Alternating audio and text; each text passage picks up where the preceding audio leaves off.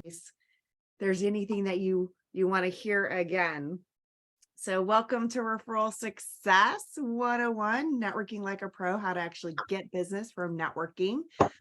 As you all know, I'm Miley Colmer, and I'm excited to share with you just, this much of the iceberg of what I know. And so to get started, why don't we just see who's in the room? So share your name, what you do, and share what's one thing that you're hoping to get out of today's session. Any volunteers who'd like to go first? I'll go first. Yay, Sasa. Hi, my name is Sasa Johnson. I'm a residential solar sales manager for Sunrun.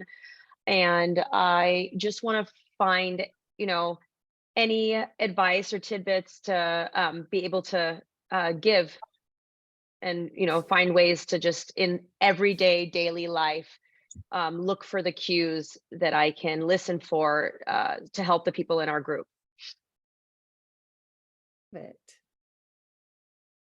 I'll go next. All right. I'm Matt Belanger, and I'm a residential real estate appraiser. And what I'm looking for from this is I have taken this class before in person, but I think when you don't use all the tools in your bag that you have or that have come across your desk, you tend to forget some of them. And refresher course is always nice. So that's why I'm here. I always learn something new every time I either talk to Miley or hear her speak, or take one of her classes. There's always something new I take from it. So. And I am Love with Serenity Family Home Care. I might come across like someone who is outgoing, but I'm really, really shy. So I'm hoping to learn how to actually use networking, like learn everything about networking that I can use, because I've seen that it actually works. So I really want to learn the basics and learn how to be more outgoing, to hear what people have to offer so I can help them get what they need through BNI. Awesome. Good morning, Mitch Mackay with Total Solar Cleaning. I am new to the BNI world, and so I'm hoping to learn to develop new skills and improve skills for networking at all these events I've been attending, and in life in general.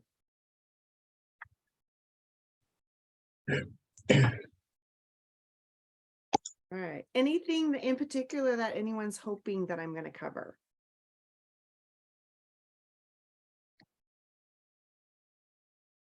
I think this is such a new experience for me that it's hard to pinpoint what it is. So, okay. Well, when I start talking, you might think of things. So I do want this to be relevant to you specifically. So I have a lot to share, and I want it to be something that you can take away and start implementing in your business right away. So if you need me to clarify something or you have a question, how it relates to you, go ahead and speak up.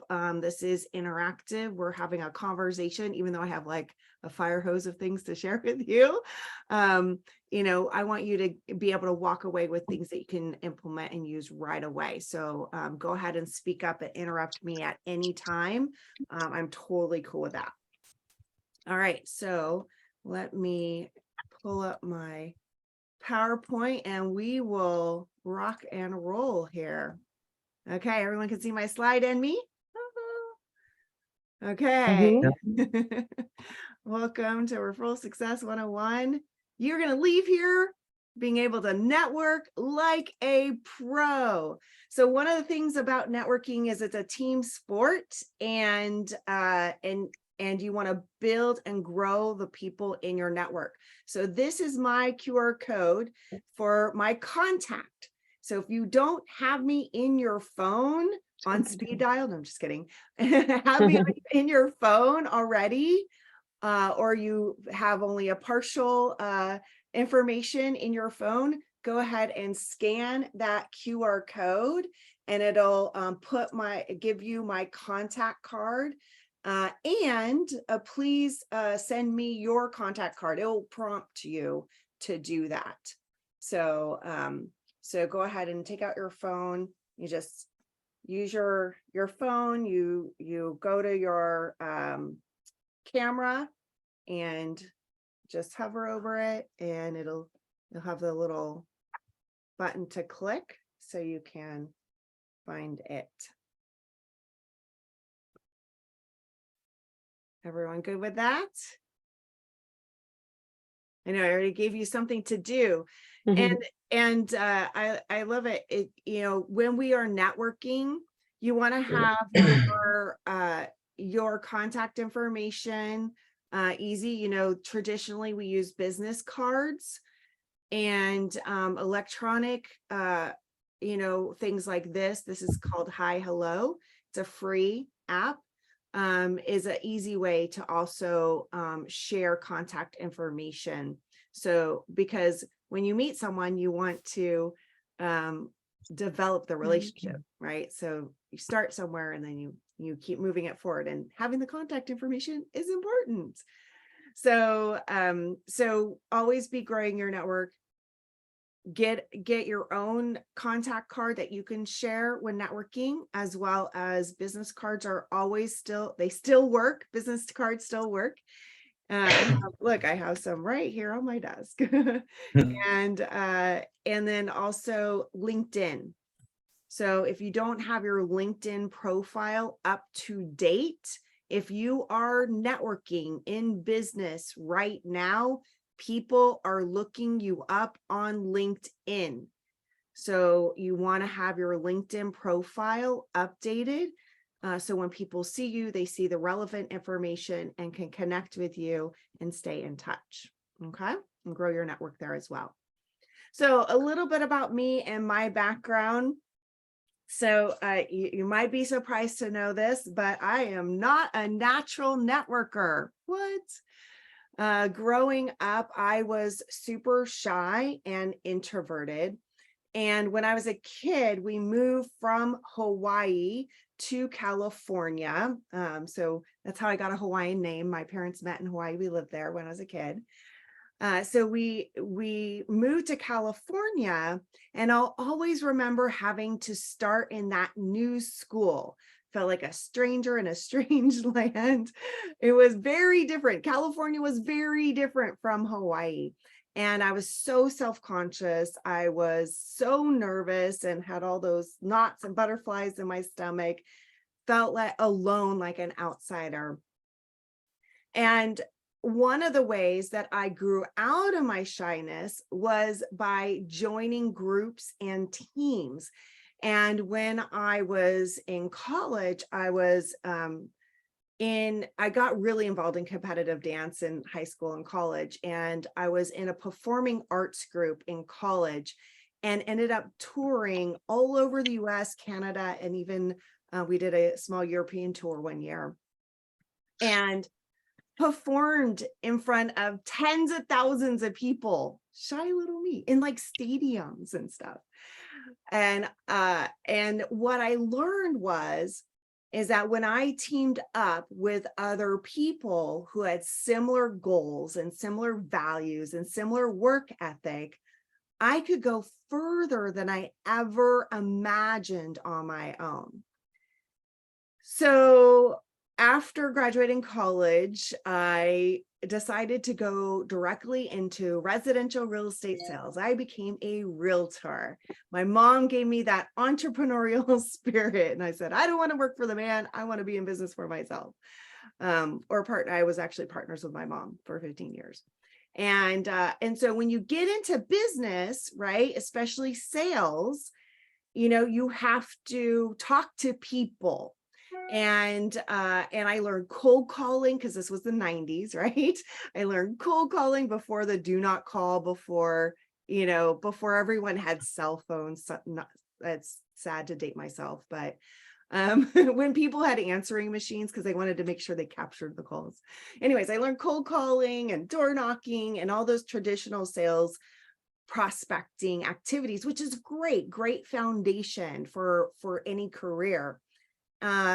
And of course, they tell you you need to call people and let your friends know that you're in the real estate business. So I am fresh out of college in my early 20s, and I'm calling my friends saying, hey, you want to buy or sell a house? And yes, they laughed at me because most of them were either still in college or just out of college or in law school or something. And like buying a house was ridiculous, right? So someone told me, you should go network. I'm like, okay, what does that mean? And so I went to a very crowded, very busy Walnut Creek Chamber of Commerce mixer. And when I first walked in, I have to admit, I had some of those butterflies. And I was like, wait, I thought I grew out of my shyness. And I just started meeting people. And then I had this epiphany or idea, like I can grow my business team just like I had my dance team and my debate team and all the team and group activities that I did. So that's how I decided to grow my real estate business. I ended up starting my BNI chapter, CC Burn and all of that. And I just studied everything I could about networking, referrals, building business relationships. I learned DISC and all these things because I needed it for me in my business. So the referral systems that I teach today are what took me to the top 5% of realtors here in the San Francisco Bay Area.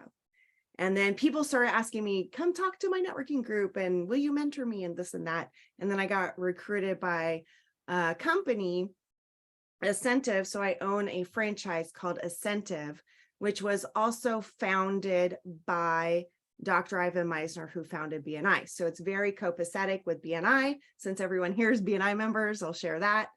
And remember, you get CEUs for today.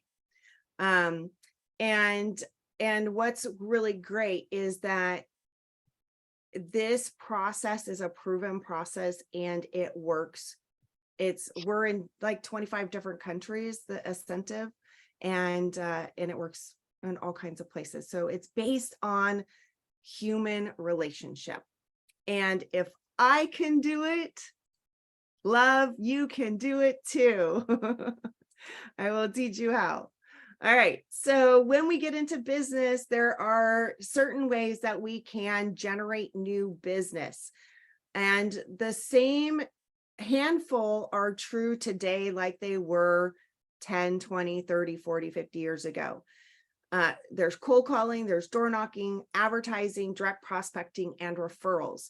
And there has been an evolution, right? So now a lot of times we get those door knocks or cold calls on our LinkedIn door. I don't know if anyone experienced a big influx of, hey, we should connect so I can sell you my services on LinkedIn. Anyone got any of those requests for connections? Yeah. Right. So we're always adapting. Advertising, there's traditional advertising, there's print, television, direct mail, and now there's Facebook ads and SEO, and all of that is still kind of in that advertising bucket. So it is good to do a variety of generating business and marketing and sales. And you want to pick for you what you're going to focus on. For me, I wanted to focus on building business through relationship and referral. Doesn't mean that I don't do the other things. One of the things I love to do and share with my clients is what I call referify it. We referify how we do these other activities like social media and things like that. I truly believe there is a wave of opportunity. And as we all saw, the pandemic had people flocking to the internet and social media, and it's even more competitive than ever to promote our businesses online, and it's hard to differentiate and be seen on those platforms. And people want to know who can they trust, who can they go to, and people are gonna even more rely on that personal recommendation, that personal introduction, that personal referral. And whether or not you believe if the market is tightening up or not, market always goes in cycles, right? And I remember sitting in Dr. Ivan Meisner's kitchen, at his kitchen table, back in, it was like 08, back when I was still in real estate. It was 08 or 09, around there, when you remember what the market was doing then? Do you remember that? And, we were talking about how important it is to have those key relationships. When you have a well-built network, when you have great referral sources, it will carry you through any market condition. And we saw that through those times, people who really invested in their referral marketing, people in my BNI chapter. And through the pandemic, we saved so many businesses through our network and helping each other and coming together. So I think there's even more opportunity coming, because there's too many options, and there's scams out there too. And people want to know who they can trust. So there are lots of stats on, and that people do trust recommendations, whether you're B2B or B2C, and the people are influenced. And I've seen people talk about even the different generations, even the generations that are on the phone all the time, on their technology all the time, will oftentimes go to friends and family to confirm what they've researched already, and get that recommendation. So in a perfect world, we would have that panacea, that vision we had for our business, right? We got into business because we had a vision for what our life would look like. We would have awesome clients. We'd have this flow of business. We'd meet, and have great client conversion and have this thriving business. We'd be able to grow our business and live that significant life, right? And have all that freedom that we want. And then reality hits, right? It's a little bit more to be in business. So one of the things that I see when as people get into business, they know they need to get clients. Actually, I see a lot of people getting ready to get ready. So I think none of those people are here. You guys are already like in action. So I love it. But we know we need to get clients. So we do reach out to our natural network to get started.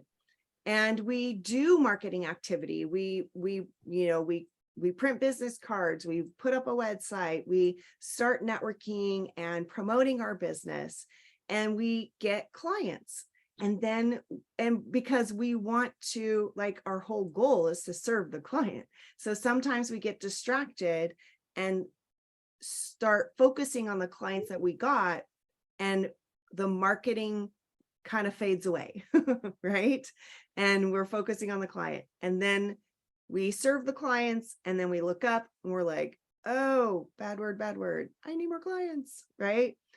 And and there's this cycle. And that's why oftentimes, newer business owners, small business owners that have been around for a while, get that, roller coaster of cash flow, right? Because they're taking their foot off the gas on their marketing. When you're in business, the only time you stop marketing is when you close your doors. So how do you do that and balance everything else that you have going on in your business? So before you get that ideal client to sign on the dotted line and become your next fast client, we want to become a master at networking and referrals. I call it a certified networker. All right. So oftentimes when we look at referral marketing and relationship marketing, a lot of people focus on client referrals. And in my history, when I was in real estate, you know, that was a lot of people focused on client referrals, and client referrals are great, but I wanted to have more control in my business. And the problem with client referrals is oftentimes those clients, great clients, are employees, and they, you know, they go to work, they work with a handful of the same people every day. They come home, talk to the handful of same people, go to work, see the same handful of people, come home. Now, sometimes you get that, you know, social person, social butterfly as a client, and those are great, but it's not typical. So sometimes those client referral programs, you have to do a lot to generate client referrals, especially if you're B2C. And they are great referrals, and everything that I teach also helps us cultivate client referrals. But I wanted a better way, which I'm going to show you, that's more consistent, more predictable, and more in my control.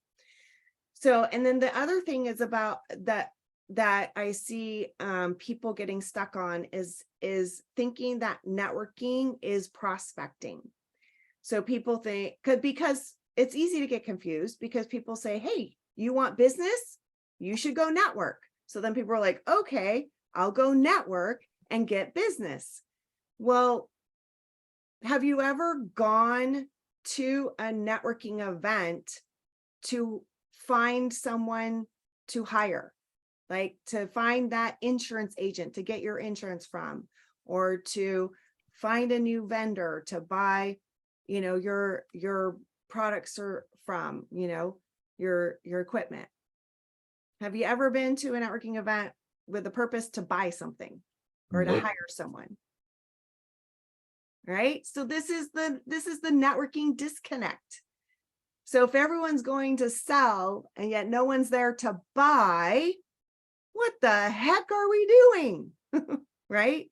So everyone knows they should network, or most people understand that it's a good idea, but they don't know how to do it. And we weren't taught how to do it. So here's the 3 simple steps to a full pipeline. We want to, number 1, have a clear message. Number 2, we want to build a referral team. And number 3, we want to activate your network, what I call, you know, activating your network, getting the people in your network to do the things you want them to do to help you get the business. Okay. So clear message. When there are, especially if there are a lot of people who do what you do, you need a message that differentiates you from the other people who do what you do. Why are people going to refer you versus all the other people who they can choose from? The other thing is when you are doing any kind of marketing, or even, you know, if you're doing a Facebook ad, the more specific and clear you are, the easier it is. So you want to have a message that relates to who you are speaking to, and you want people to understand what the heck you do. So if we're relying on word of mouth, right, and people hearing what we do and being able to share it with other people, they have to be able to understand it. Have you ever met that person who took them like 10 minutes to describe what they did and you still didn't understand it? Very hard to refer. We had someone in our chapter for like a number of years. I understood what he did, but most people didn't. But I took the time to figure it out. It makes it very hard to get referrals if people don't understand that. So Simon Sinek wrote a book, Start With Why. People don't buy what you do, they buy why you do it. So one of the things that I work with my clients on in Certified Networker and my leadership URL, Small Business Marketing and Breakthrough Retreat, in those programs, we work on an emotionally charged connection. that connection to why you do what you do and why you're uniquely designed to serve your ideal client.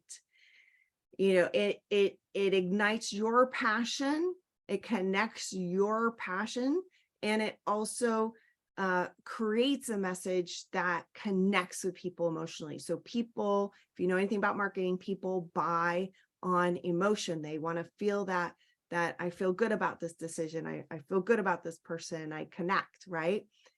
And, you know, when you find someone who is absolutely passionate what they do, it's a referable quality, right? Like I meet with a ton of business owners, and like even like in BNI, when we're like, we've got several people vying for the same position. I remember one time there were like a number of people trying to get this one spot.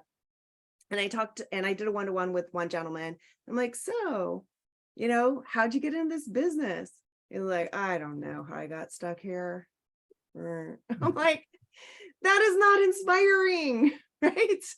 He's like, it's a means, I don't know. And I just like had no passion or drive or anything. He's just like, yeah, I'm pretty good at what I do.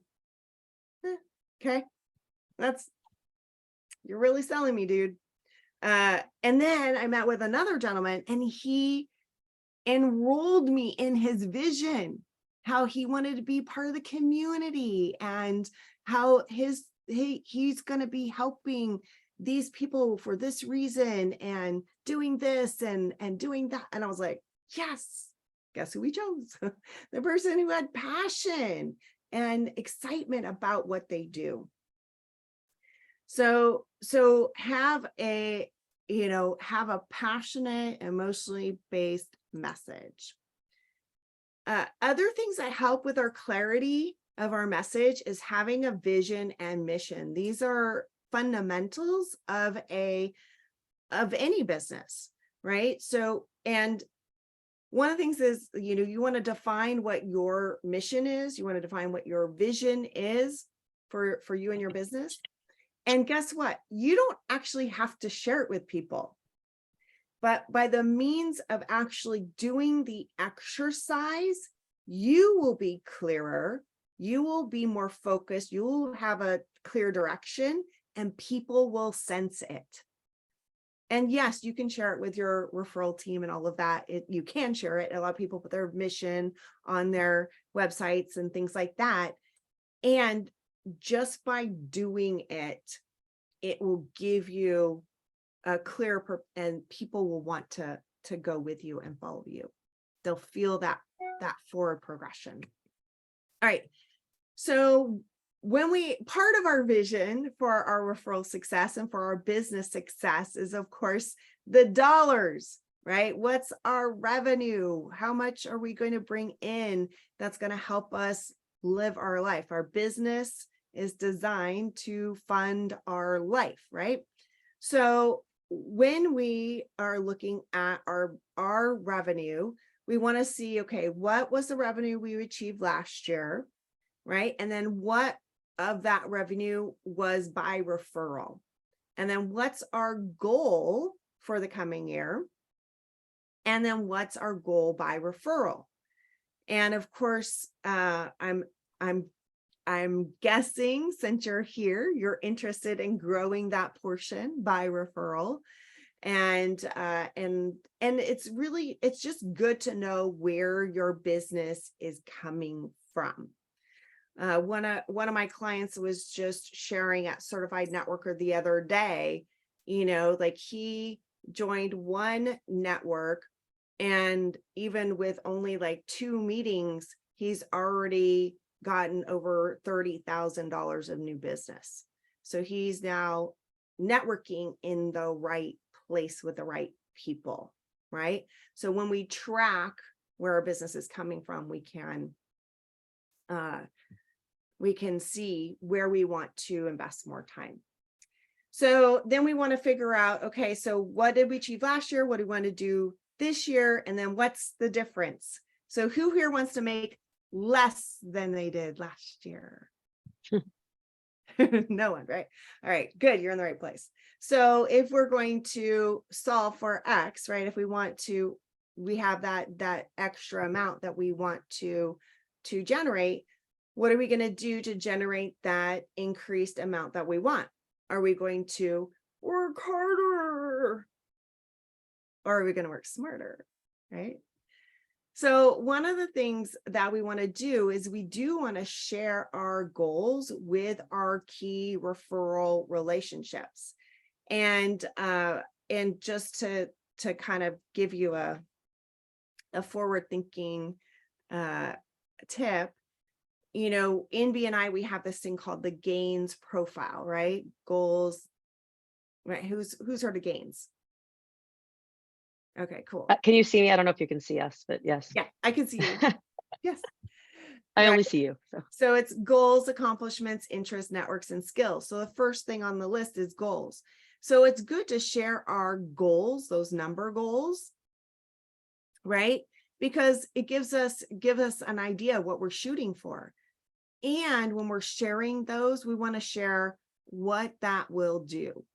So for example, I actually had one of my clients, he brought 3 of his referral team to Referral Success 101. So he could get them trained in understanding like the 5 steps and all these concepts so they could be better referral partners with him. And I gave them some time to talk about their key goal, what was their financial goal, but also what that would do for them. And one of the gentlemen said, you know, when I hit this goal in my business, I can retire my wife. I can help my wife retire. She is in a very high stressful career. She's already had one serious breakdown from the stress. She's okay. And I want to get her out of that so she can really be happy and get out of that stressful career. Now, that's pretty motivating, right? To be able to help him do that, right? So now we have a bigger purpose than just to earn more money, right?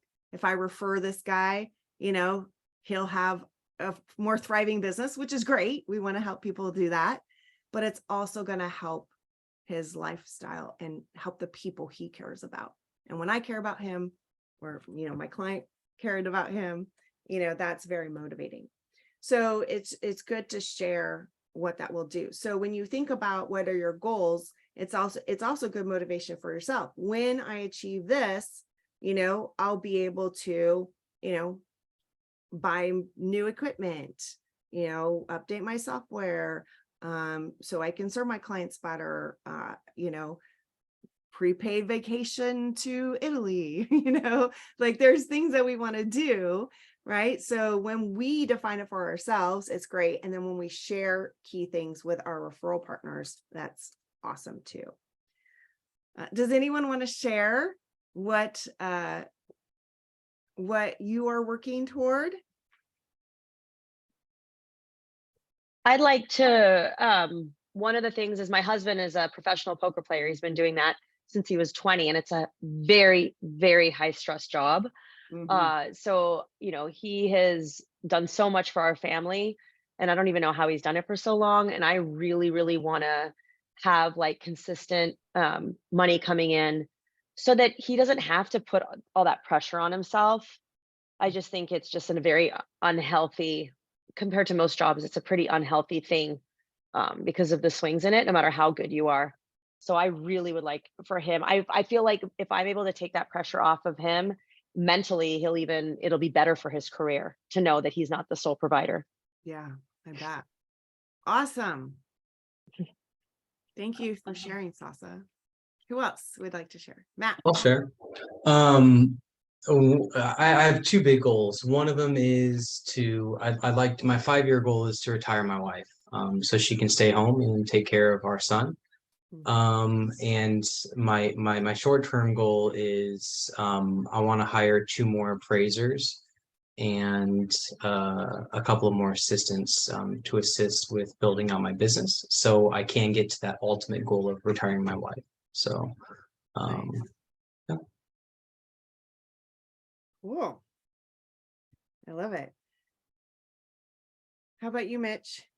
Yeah, good questions. And listening to Sasha, this is a ever developing thing. Just recently, actually, I started meeting with a financial planner from my BNI chapter, actually, which I hadn't done before. And I'm in a unique position, somewhat unique, where I don't have kids of my own or a wife, but I do have lots of nieces and nephews back in New Zealand who live a very different life. They're more a challenged upbringing and things like that. So I'm talking with my financial planner. I want to grow a successful business so I can give back more to the people around me here and do things I enjoy. But I'm developing this plan for to help support my nieces and nephews back home in New Zealand later in life. So it's a bigger picture that's still developing right now. Oh, that's great.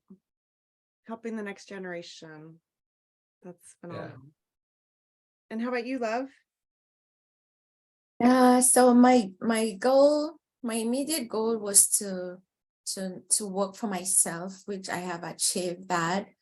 And then my next goal is to have the financial freedom, because I am an immigrant, and so my only two siblings are back home. So I want to get to a point where I'm financially free and my business is able to run by itself. So that's like a 5-year goal for me to be my hands to be completely off my business, so I can have more time with my siblings than I do right now. I'm hoping it can happen sooner, but I am giving myself 5 years. Awesome. And do you feel like you know the people in here better now that we shared that? Of course. This is also helpful in developing relationships. So thank you everyone for sharing and being open to that. And I think all of you have incredible goals that let's all achieve them together. Let's help each other. I love it. All right. So the other piece of clarity of message is having a well-defined target market. When we know who we are,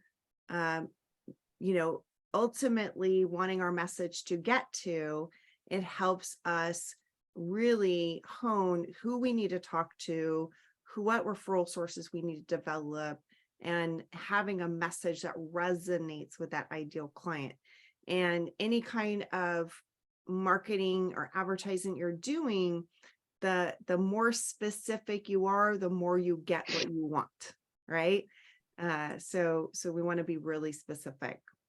This is one of my clients, Julia. When she first came to me, she was so shy and quiet. Like when I first spoke to her, I basically had to put my mouth to my ear to her mouth so I could hear what she was saying to me. She was so soft-spoken and reserved and shy. And so she she joined BNI, and she decided to jump into certified networker because she needed to know how to work it and needed more confidence and needed to know what to do. And she gained such confidence by just clarifying her message. She has a super strong emotionally charged connection, and I actually got to see her share it at a business meeting with nearly 100 people in the room. She did use a microphone, but it was just incredible. Her purpose and her passion and her why.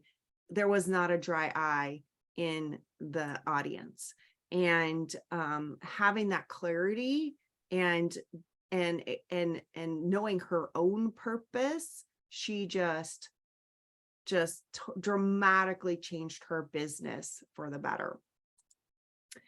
Also work with Jim over at Altera Design, a design build firm. And he hired me to work with him and his design sales team. because he was the main rainmaker. And he's like, I want to work my way towards retirement. Right. And I want, the rest of the team to be bringing in more business so I can, relax a little and all of that. Well, we worked on we worked on everyone's emotionally charged connection, and it reignited his passion so much he went out and sold even more. And they hit their 6-month sell goal before the end of the first quarter. The rest of the team did start selling as well, so it was good, but he just was on fire. Having that clarity of message is so key.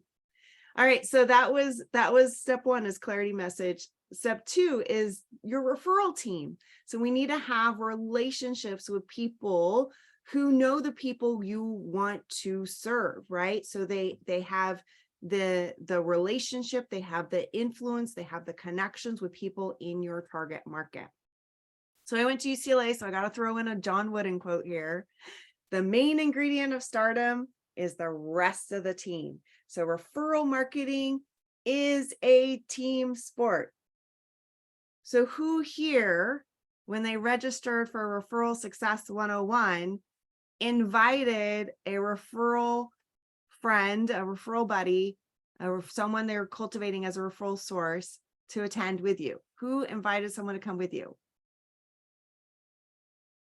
Okay. So I will now, though. Now that I've done it, I will, because to me, I feel more, now that I've done it, I have like, I want to blast it within my own community of solar, because I think it'll help them a lot. Absolutely. Yeah. So when you are doing things in your business, you want to include your referral team. And education and training and coaching is part of it, because when they are better, when they understand the referral process and they can have clarity around knowing what to do, it's going to create a better referral source, better referral partner for you. Right. So we need to include people. We need to build those relationships. So when we look at our network, right? So people oftentimes call it a sphere of influence, right? So we have a sphere of people who could potentially refer us. I call anyone, wherever they are in that sphere, someone who can refer you is a referral source. Okay. And in Certified Network, we go over all 8 sources, but today we're just going to focus on the number 1 source, which is your contact sphere. So your contact sphere is that next rung in. So all the people, so everyone is a referral source, but we want to see, who do we want to bring to that inner circle? And what I've found is most businesses and professions only need 4 to 8 great referral team members to have all the referrals they desire. When you focus on those key referral relationships.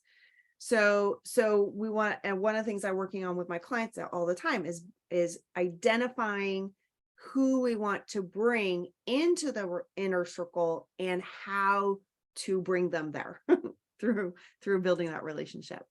So the first step is identifying your contact sphere.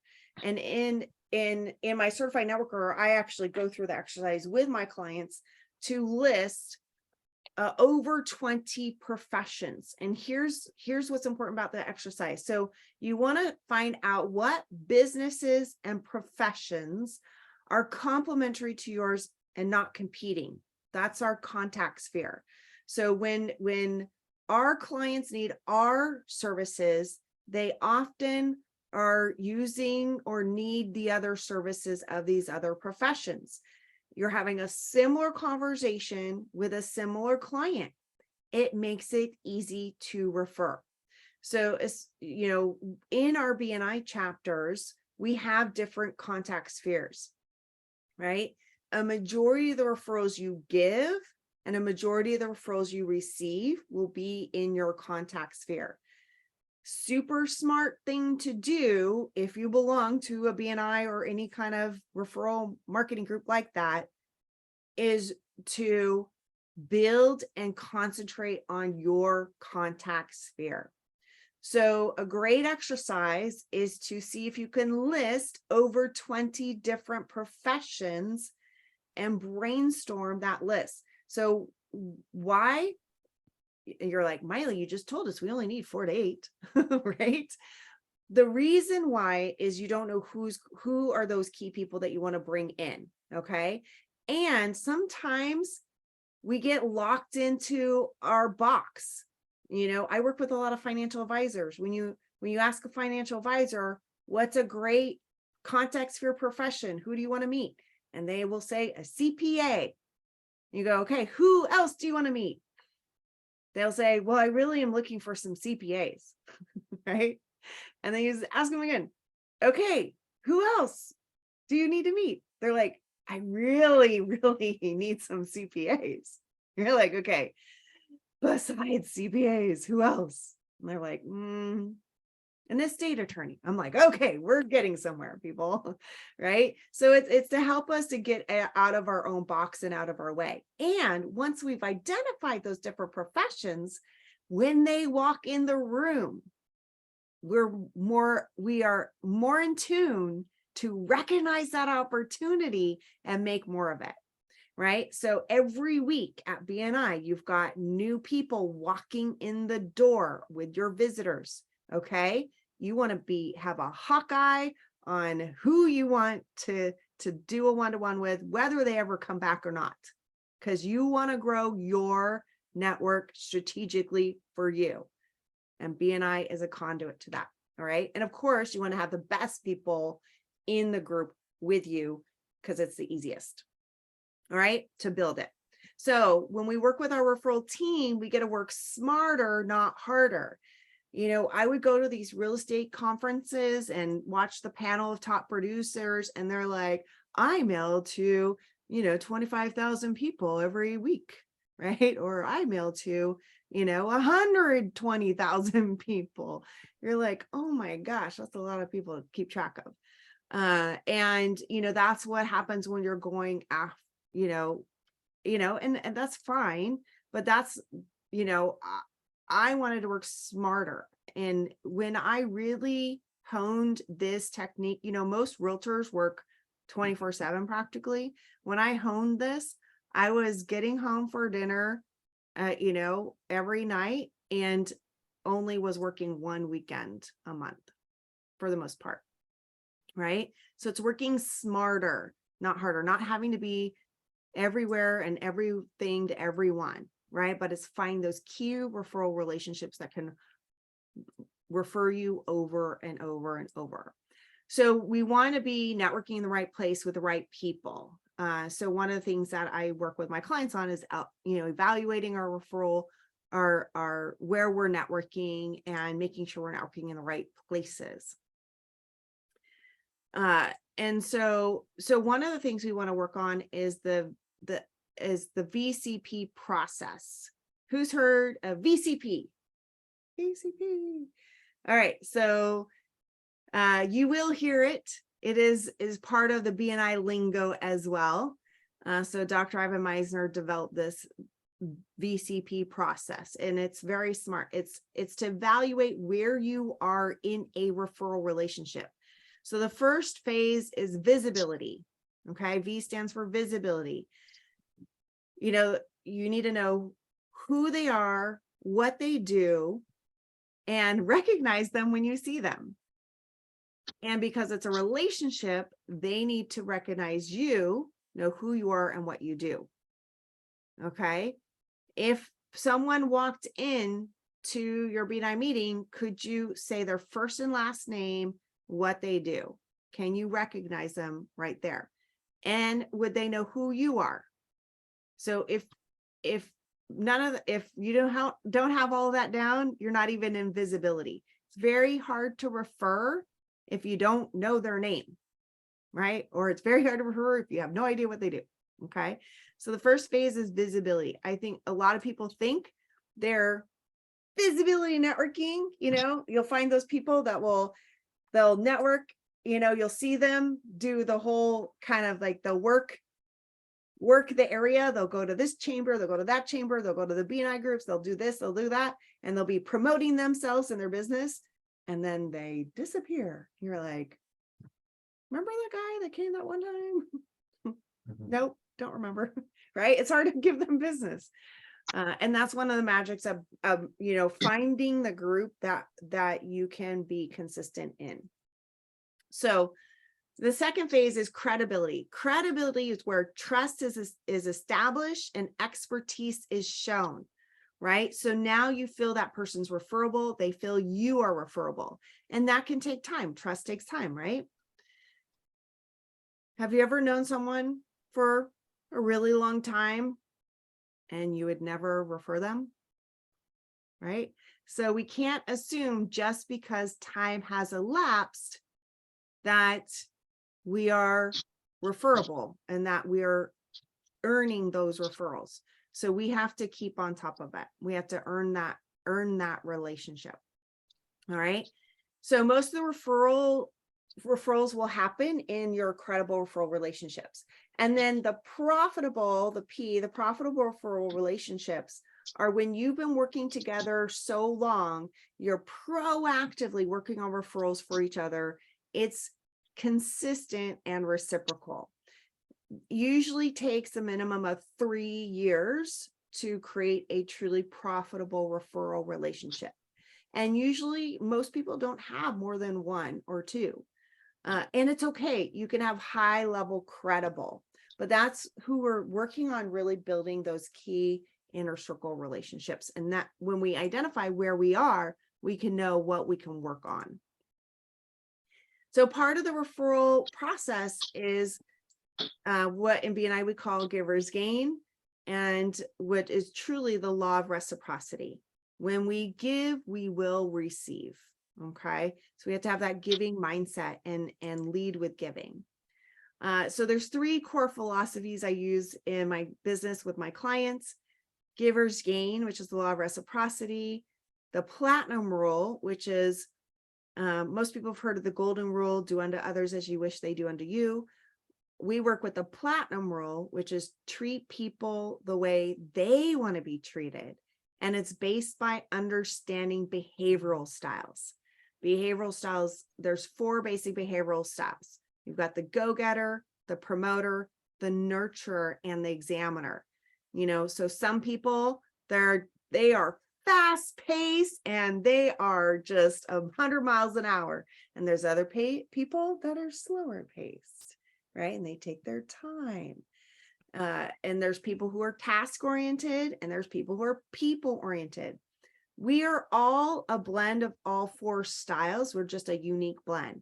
Most people have 1 or 2 styles that are more dominant, right? And when we understand people better, we can relate to them better. We can understand where they're coming from. We can communicate in a way that connects with them. So it builds better relationships. Because if we're doing business through people, it's great to understand people. So that's what the Platinum Rule is all about. And if you've heard my program, Room Full of Referrals, that's what that program is all about. I know Matthew's been to that program. And I'll have another one coming up in September. And we do that one in person. It's super fun. Right, Matt? It is a great class. Thanks. Is that like a 1 hour, once a week thing for a while, or how does that work? That class, the hours? behavioral style class, is a 4-hour half-day workshop. You Okay, will so literally it's have labels over everyone's head as to who they are and what they 4 do. hour. Mhm. Okay, so When it's a you leave that one-time, it's a class. 1-day thing, a half a day. It's a half a day workshop. Yeah, the disc one Okay. is that. Yeah, the Platinum Rule one. It's called Room Full of Referrals. Okay. Yeah. And then the third philosophy might sound a little funny. It's called It's All My Fault. And the reason that we have this philosophy is because oftentimes, because referrals come from other people, it's really easy to play the blame game. Well, I could be getting more for referrals if so-and-so would get off their duff and actually like refer some clients to me, right? Because we're relying on other people.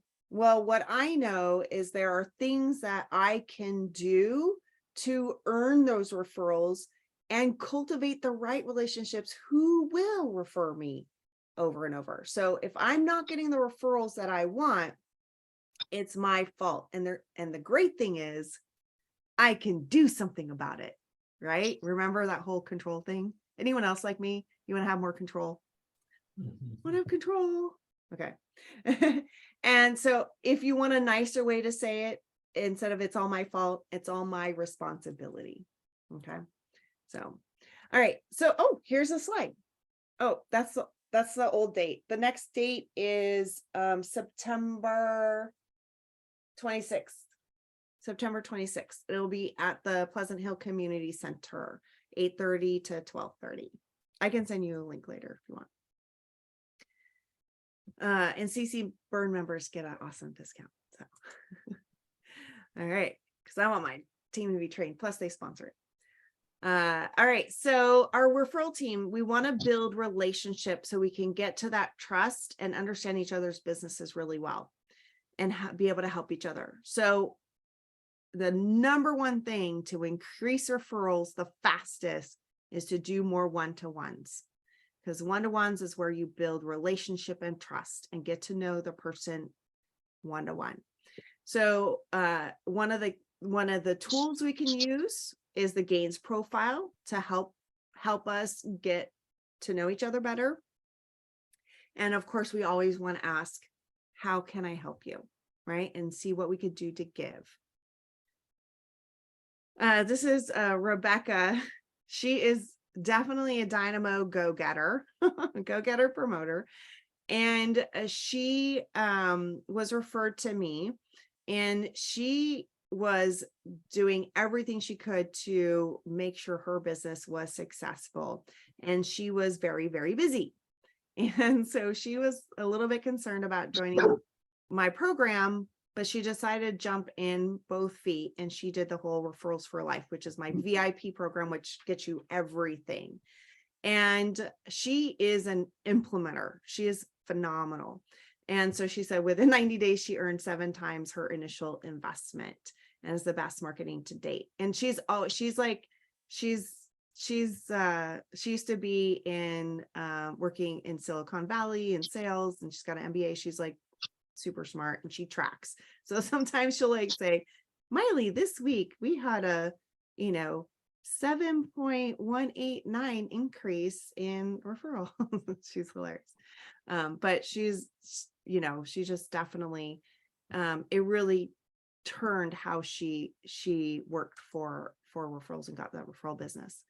Jane was referred to me by another business coach because she wanted to grow her business, and she had a great reputation. She knew a ton of people. She was very involved in the Danville Chamber, and yet she had an empty pipeline.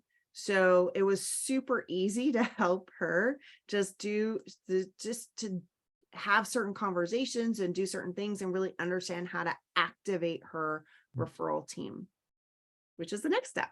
And she actually ended up doubling her business, tripling her profits, and she had to hire an additional design assistant.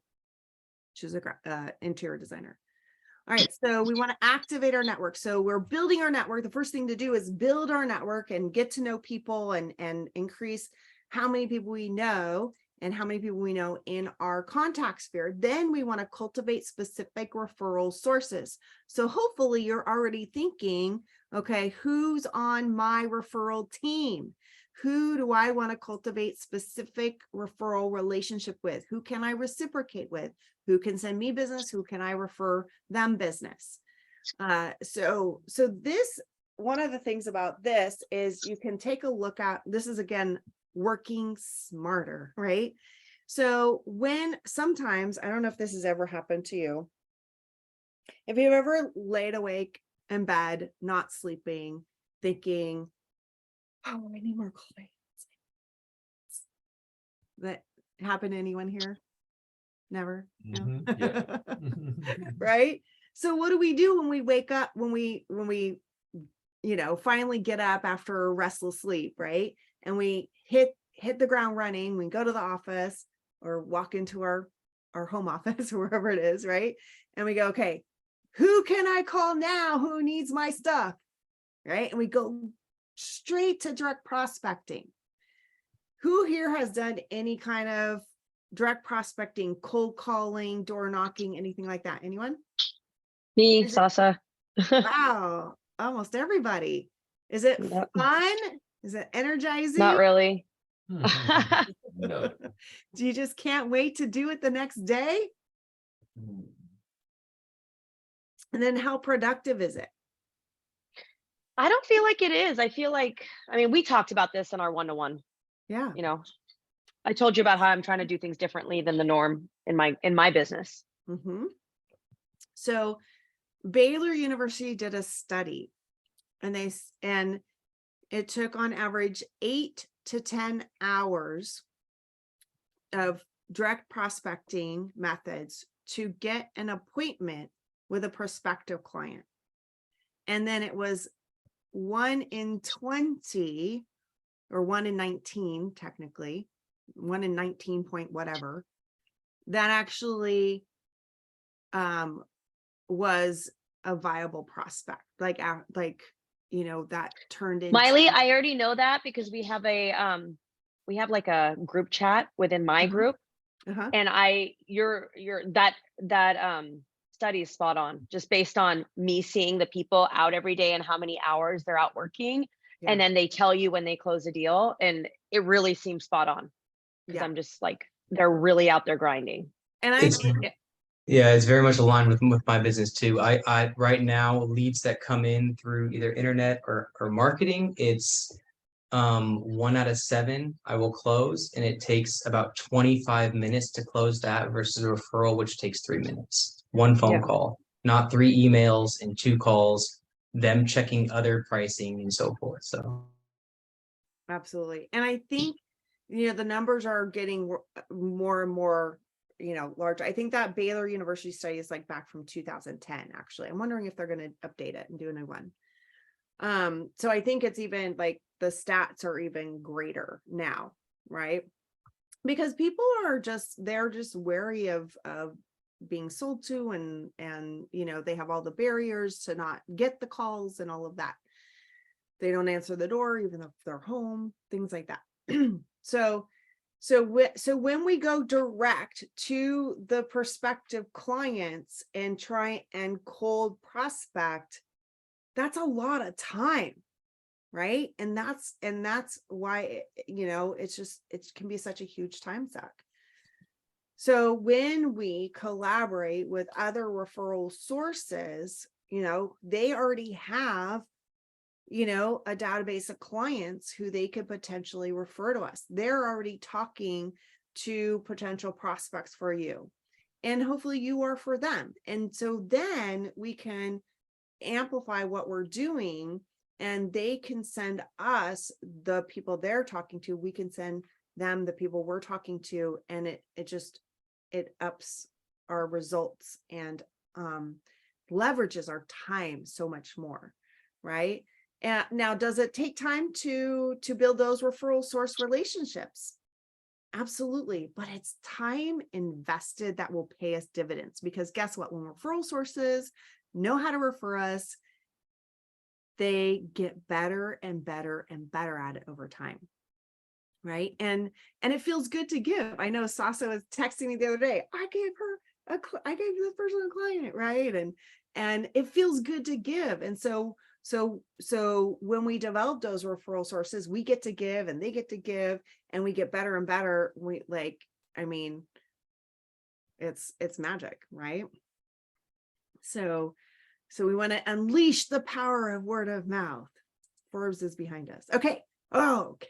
This is the formula for the 5 steps to the referral process. Following this process will help you give and receive higher quality referrals. So these are the 5 steps. All right.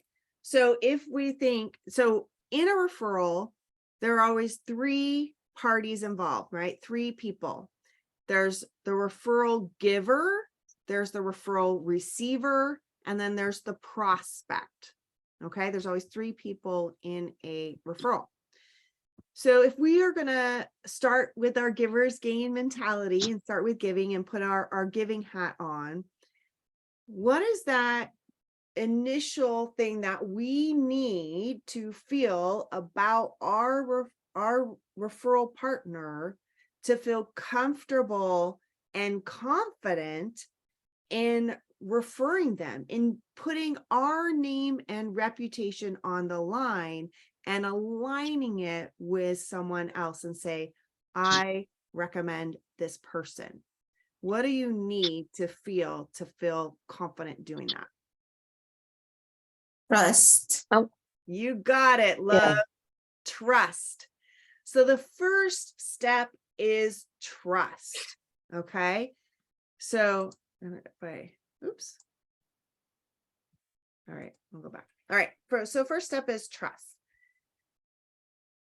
So how does someone earn your trust?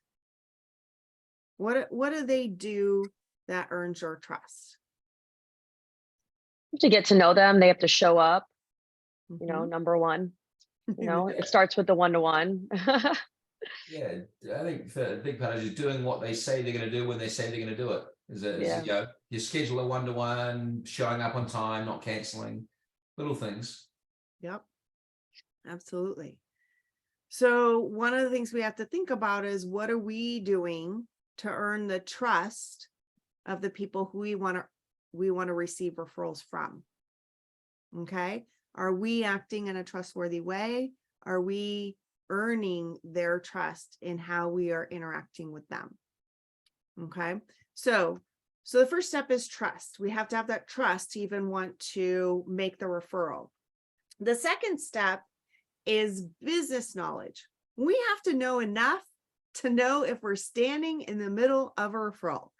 If we don't even know what the heck they do, we're not even going to see a referral for them. So, you know, now you can see the steps are different sizes because there's building trust is a much more comprehensive, if you will. It's a larger process. And once you earn trust, do you keep it forever? No. No, you have to maintain it, right? So it's a big step. Business knowledge is a smaller step. Even though there can be a lot that we can know about each other's businesses, it's easier to do because we can go to a networking mixer and not even know someone and talk business and be like, so what do you do? How long have you been in business? What's your target market? You know, we can easily ask these questions and gain that business knowledge. Now, as we further develop our referral relationship, we're going to want to know certain things about each other's businesses.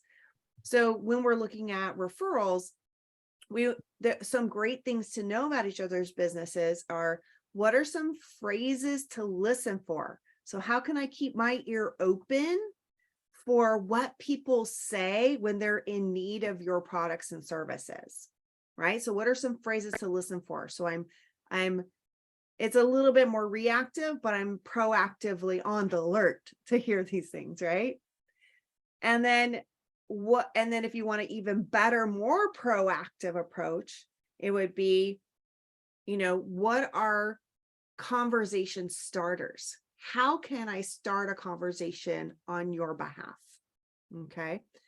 So we want to know if we're standing in the middle of a referral. What does that ideal client look like? What do they say? You know, what's going on? What are ways that we can bring you up on conversation so we can have that conversation? So can you talk about your referral partner and their business for 2 to 4 minutes? How much do you really know about what they do? And there's different things that we can also know. What are their services? What's their pricing? You know, things like that. As we develop our referral relationship, we can learn all kinds of cool stuff. So we want to know how to identify if we're standing in the middle of referral as the start of that business knowledge. So one of the things that happens is when we identify a referral, okay, which are easy to do. It's easy to find referrals because guess what? Referrals are solutions to problems. And guess what? People, they have problems. Okay. So people have challenges all the time. So we identify a problem and we offer a solution. And oftentimes, especially in BNI, we get so excited because we want to help, right? So we're, oh my gosh, right? So someone's like, oh, I want to lose 25 pounds. You're like, oh my gosh, I have the perfect person for you. Rebecca Walker, she's amazing, can't be blah, blah, blah, blah, right? And we just like, we're a little overzealous and we push the referral. Okay. So one of the things, if we want to give higher quality referrals, is we want to take a breath. Everyone take a deep breath with me. Ready? Breathe in, breathe out. Don't we feel so much better now? All right. So we want to take a breath and we want to get curious.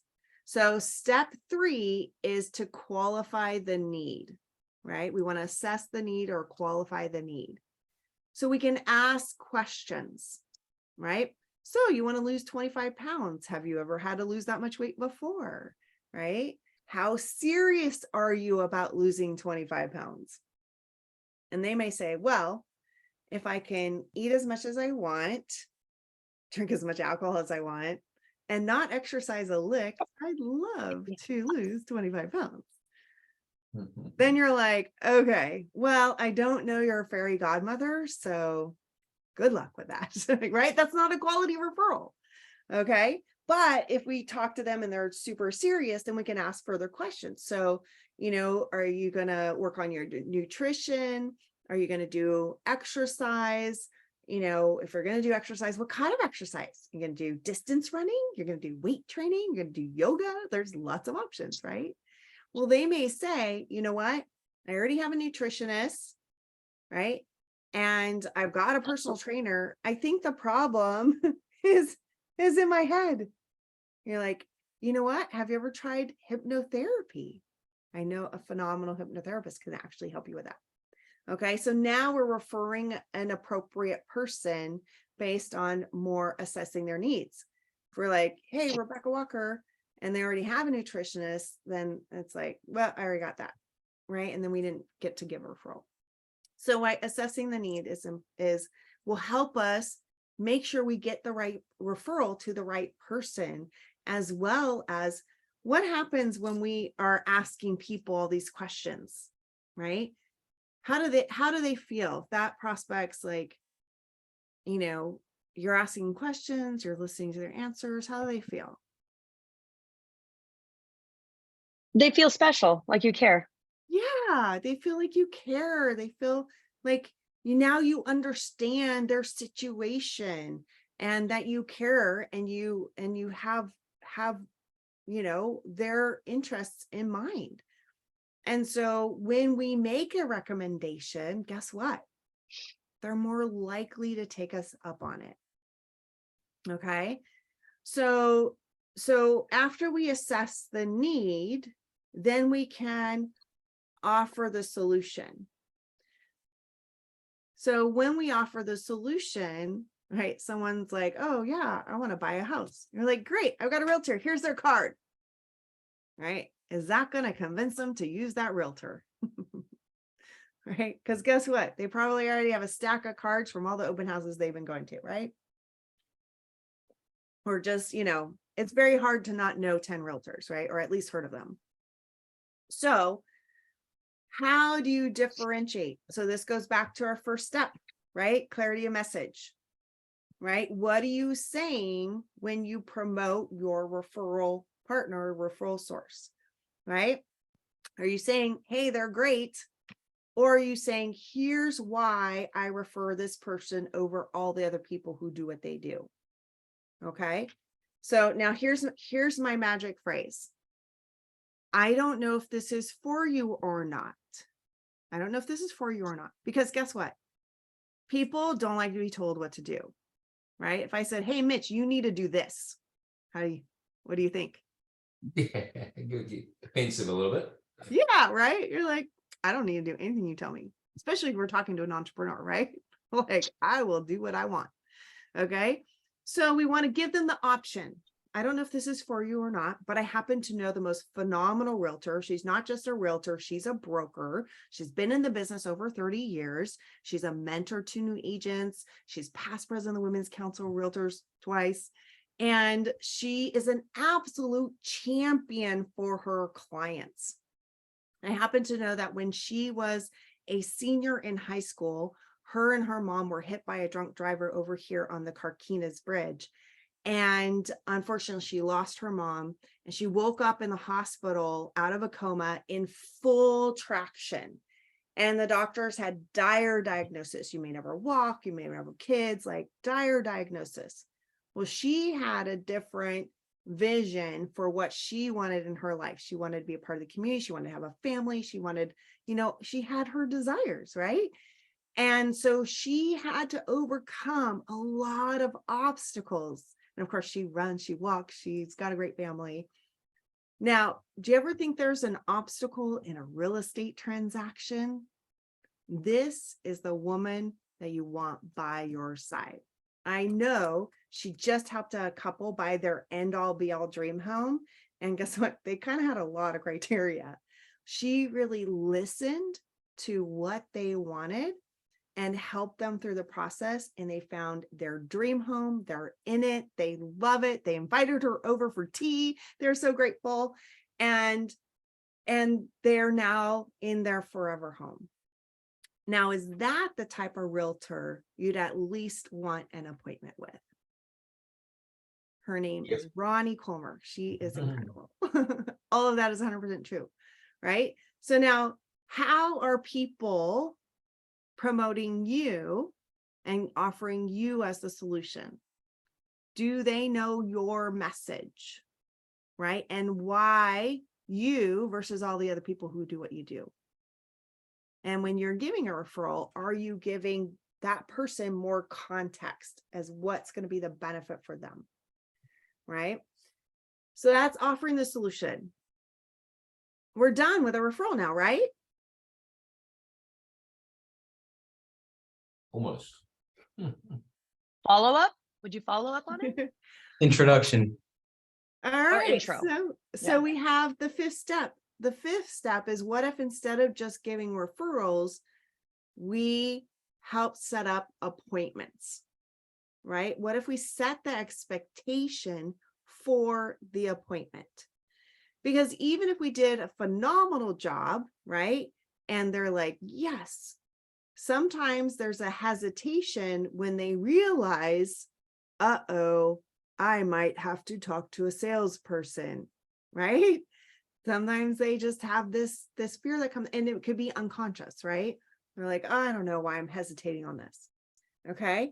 So what we want to do is we want to set the expectations for the appointment. So say I'm referring, Kevin McGregor, a financial advisor, and I'm going to say, okay, when Kevin contacts you, you're going to set up your first appointment. Okay. In that first appointment, it's just going to be a get to know you session, right? You can ask him all the questions you want to know about him and his process and his philosophy and his background and all of that. And you want to share your goals, like where you are now, where you want to be, and all of that. And you can see if you like each other. Okay. And so just get to know each other. Now, if you can bring with you your financial documents, any, 401k, the things that you are already working on in your financial plan, if you can bring those things with you and give him some context so he can actually look at things, that's going to give him a better picture of your situation. So if you do like each other, which I'm pretty confident you will, you can set up a second appointment. On that second appointment, Kevin can provide you with some options. Like, these are some different ways to get you from where you are to where you want to be. And there's different ways that we can get there. So then you can, find out about what all that means, ask all your questions. And then if you, pick the one that you like, and you want to move forward, then you'll set up a third appointment. And on that appointment, you'll start working together and implementing that strategy. Okay, so now what did I do? I made it so much easier for him to set up one appointment when I set the expectation that they're going to have at least 3, right? And took the pressure off. You're not going to have to make any decision on the first one, except for if you like them and want a second appointment, right? So now it gives them an idea what's going to happen. And I'm also setting up the appointment with Kevin, setting it up better for him. If I can get that person to bring their financial documents, it helps speed up the process for him as well, right? And helps him help them better. So what does your first appointment look like? Okay. How can your referral team set the expectations for your appointment? Do you do a 20-minute phone call? Do you do a 1 hour in the office? Do you come to their house and give them an estimate? Like, what is your process? What do you want your referral team to set up more appointments for you? What does that look like? So we have to educate our team. What is that? Okay. And do you know how to set the expectation for the appointment for the people you're looking to give referrals to? Okay. And so one of the things about these 5 steps, there's even more to this that we go through even more in Certified Networker. But even with this framework, now you're going to give such better referrals. And all of these steps are things that we can do with our referral team to build a relationship and educate them and help activate them as our great referral sources. So trust, business knowledge, need, solution, and appointment. Okay. All right. So this is my client, James.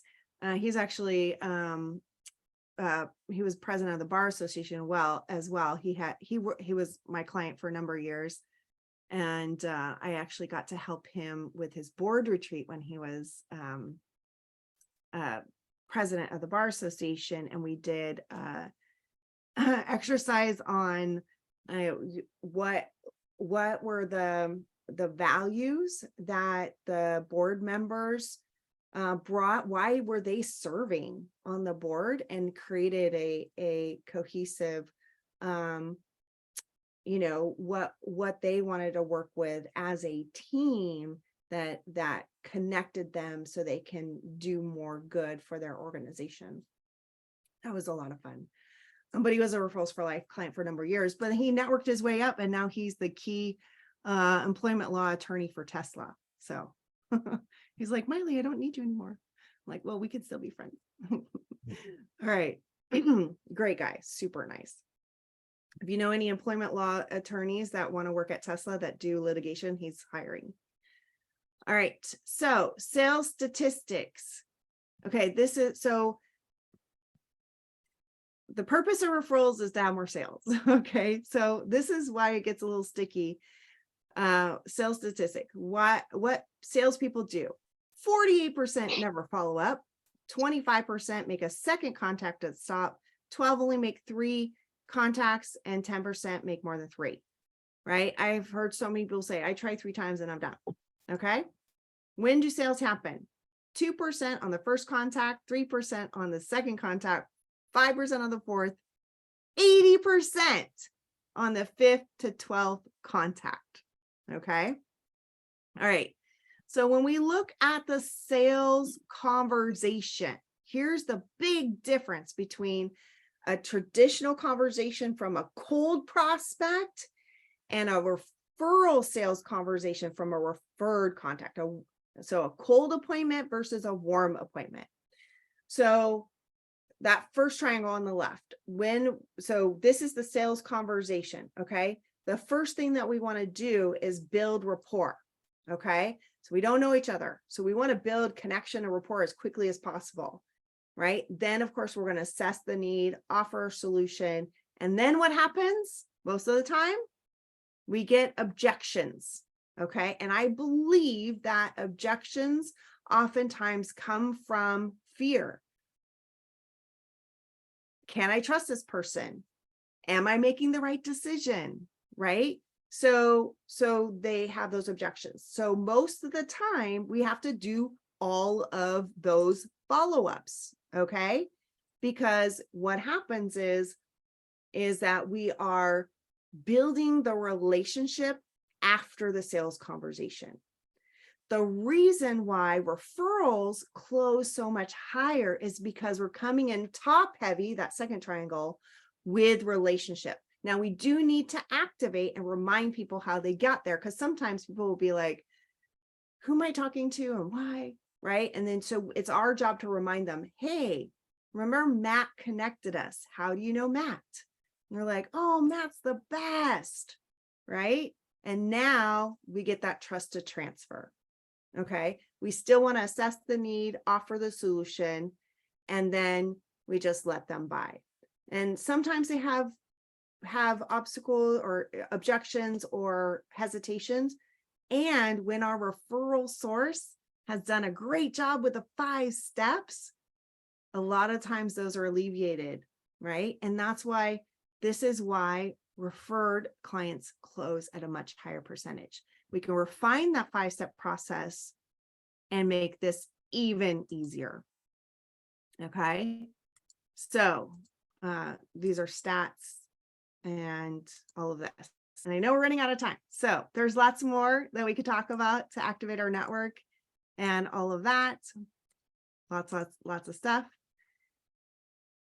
And so remember 3 core competencies of referral marketing. We want to build the right skills, continue to grow, and get your network working, right? So there's knowledge, there's skill, and there's strategy when it comes to referral marketing. All right. I could use your help. I'm testing a new system. Would you give me feedback by scanning this code, QR code, and entering the code TALK? Would you guys be willing to do that for me? Mm-hmm. Yep. Got it?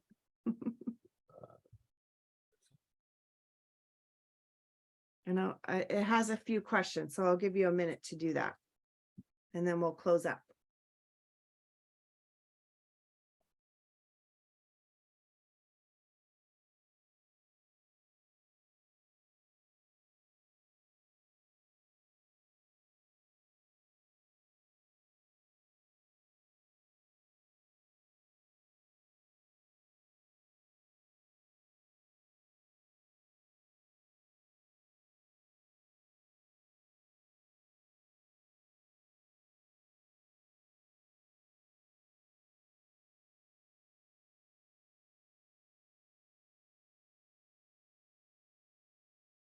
Originally, this was like a 2.5-hour workshop, but I tightened it to 90 minutes because I know how time people are, but you can see I have lots to share. Mm-hmm.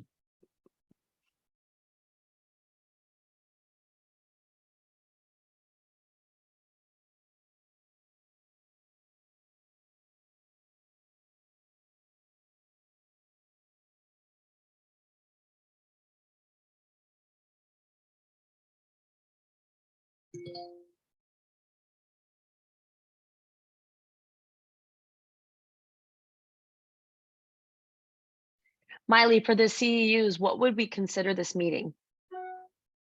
It's an in-person training. So Okay. you can do it for 2 hours or you get 2 credits.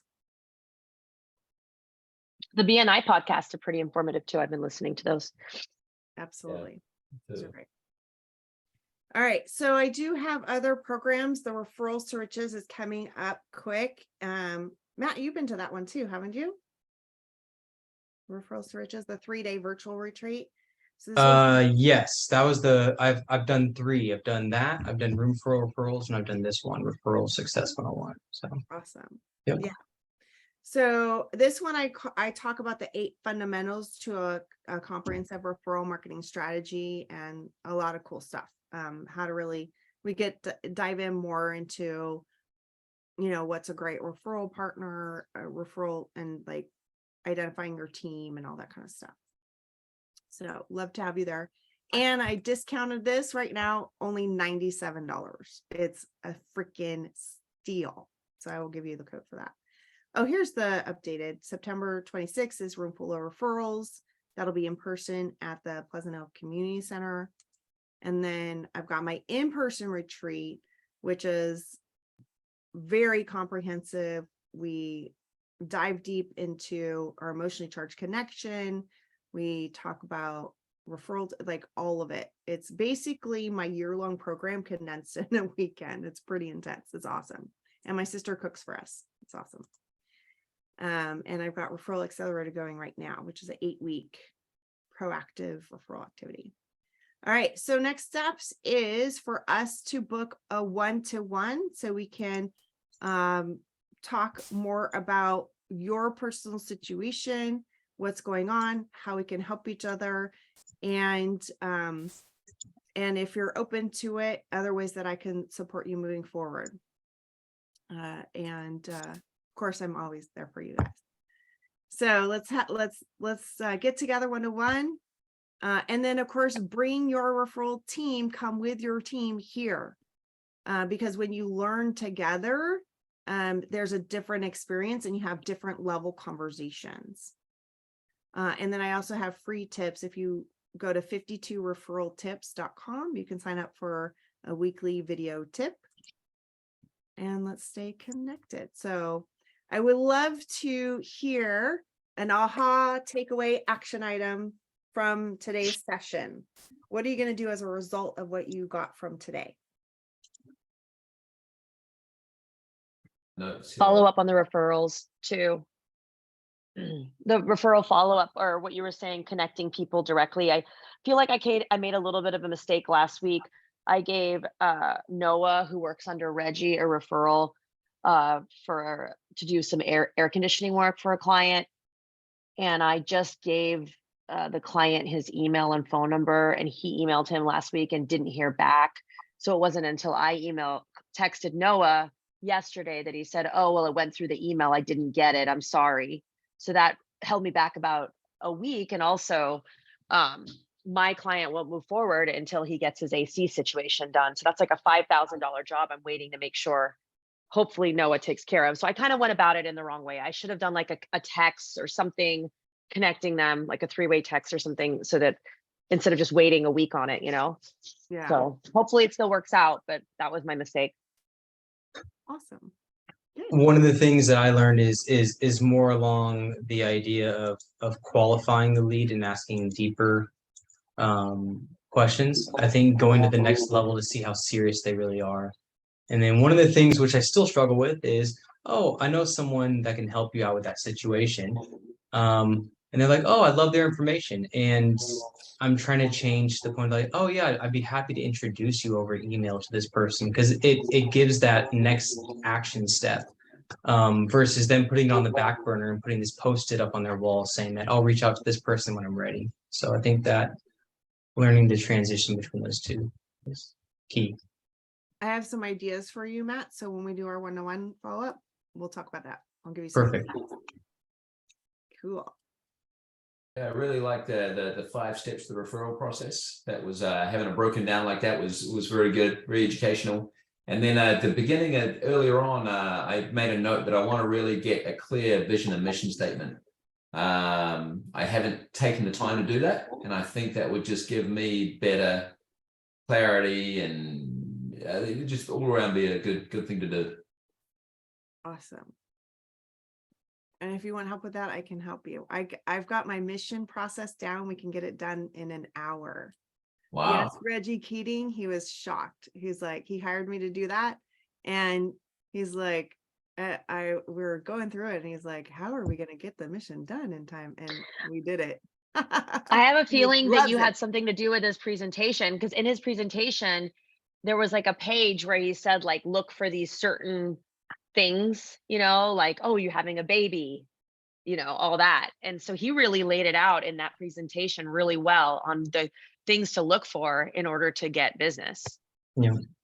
Yep. Yeah, see, the more referral training you get, the easier it is to do the activities in the day-to-day to develop your referral team. Absolutely. Love it. How about you, love? And for me, I learned a few things, one of them being knowing people's businesses in my contact sphere. Do I really know their business? How can I refer them? And then secondly, qualifying the lead, meaning what I really took away is, just like I feel when someone wants to sell me something, the first thing is I can introduce you to this person, or oh, I know somebody that can help you. And then the first thing that goes in my head is, oh, I'm going to talk to a salesperson. So how can I do this so that other people don't feel the same way? Like, no, I already, people might actually, the way I got out of it is sometimes, no, my doctor is already doing that. Just because I know once I start talking to a salesperson, I might be forced to buy something just to please you. But how can I do this in a way that actually the person that I'm referring actually understands that I care about them and I'm trying to help them and not trying to sell them something through somebody else? So that's really valuable to me. Cool. I can give you some more tips on that, and I have some other ideas about getting past your shyness too. So I'm looking forward to our one-to-one. Love. Good. All right. Any other things that you want to share? I know we went over time. I apologize, but hopefully you got great stuff out of it. All right. And if you were so inclined, a 5-star Google review would be awesome. Okay. Thank you, Miley. All right. So I will stop the recording. Thanks for coming. And I will stick around if anyone has any other questions